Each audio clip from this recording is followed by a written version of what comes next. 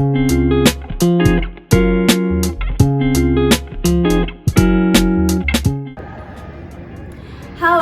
perkenalkan nama saya Dima Desita Manika Putri dengan NIM 1101223052. Nah, kali ini saya akan menjelaskan terkait apa itu peminjaman online. Jadi, sesuai dengan pengetahuan saya, peminjaman online merupakan layanan keuangan yang dimana individu atau perusahaan itu dapat mengajukan peminjaman melalui suatu platform digital. Nah, tanpa perlu berkunjung ke bank ataupun keuangan tradisional. Nah, kali ini saya sudah bersama dengan salah satu narasumber yang akan saya tanyakan terkait apa itu peminjaman online. Baik, sekarang saya sudah bersama dengan salah satu narasumber dari Telkom University. Halo Kak, boleh perkenalan dulu? Oke, halo semua, perkenalkan nama saya Anggreni Rahmadani. Saya sedang berkuliah dan sekarang sudah semester 4. Oke Kak, sekarang saya ingin bertanya, menurut Kakak apa sih itu peminjaman online? Mungkin menurut saya pinjaman online itu berupa platform untuk semua masyarakat itu bisa mengaksesnya dan bisa mempermudah masyarakat ketika sedang terdesak dalam bidang keuangan. Oke, jadi menurut Kakak peminjaman online itu bisa dilakukan di salah satu platform gitu ya, untuk peminjaman uang ya. Baik, menurut Kakak ada nggak sih dampak positif dari kita melakukan peminjaman online? Mungkin kalau menurut saya dampak positifnya kalau misalnya kita memang terdesak dalam bidang keuangan, kita tuh bisa mengakses pinjaman online itu dengan mudah. Mungkin itu aja sih. Oke, kan dari peminjaman online itu ada dampak positifnya dari Kakak sebut ya. Nah, pasti juga ada dampak negatifnya kan dari kita melakukan peminjaman online. Kira-kira menurut Kakak apa sih itu dampak negatif dari kita melakukan peminjaman online? Oke, mungkin menurut saya sendiri sekarang lagi marak-maraknya ya kasus peminjaman online. Mungkin itu salah satu dampak buruknya. Contohnya banyak orang yang menyalahgunakan pinjaman online untuk situs-situs yang tidak baik. Lalu banyak orang yang menumpuk pinjaman online lalu tidak dibayar. Mungkin itu sih.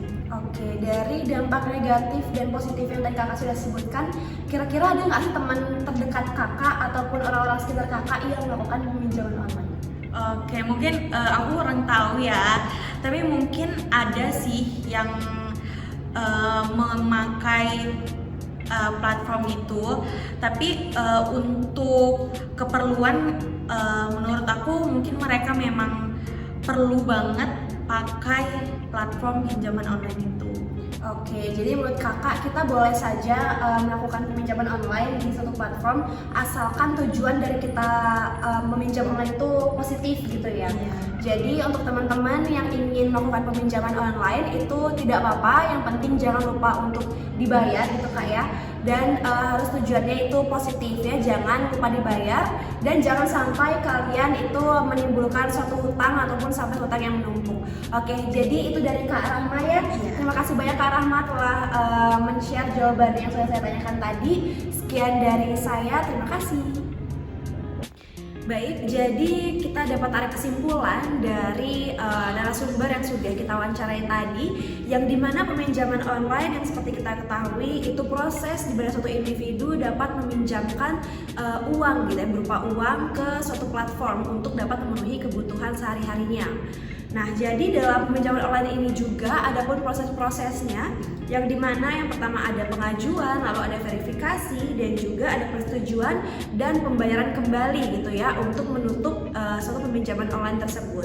Nah, jadi ada pun juga keuntungan juga kerugian dari peminjaman online tersebut, yang dimana keuntungannya salah satu pihak dapat mendapatkan suatu uang gitu ya, berupa uang yang mereka inginkan untuk memenuhi kebutuhan sehari-harinya, dan juga dampak negatifnya yaitu salah satu pihak itu dapat menumpuk suatu yang dapat kita namakan adalah hutang gitu ya teman-teman.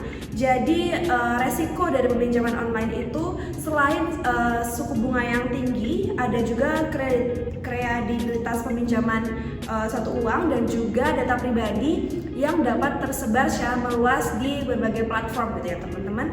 Jadi peminjaman online ini tidak hanya dapat suatu teguran dari masyarakat, namun juga ada teguran dari pemerintah, yaitu berupa undang-undang, yaitu Otoritas Jasa Keuangan atau OJK, dan juga POJK nomor 77/POJK.01/2016, dan juga perlindungan data konsumen, dan juga etika penagihan.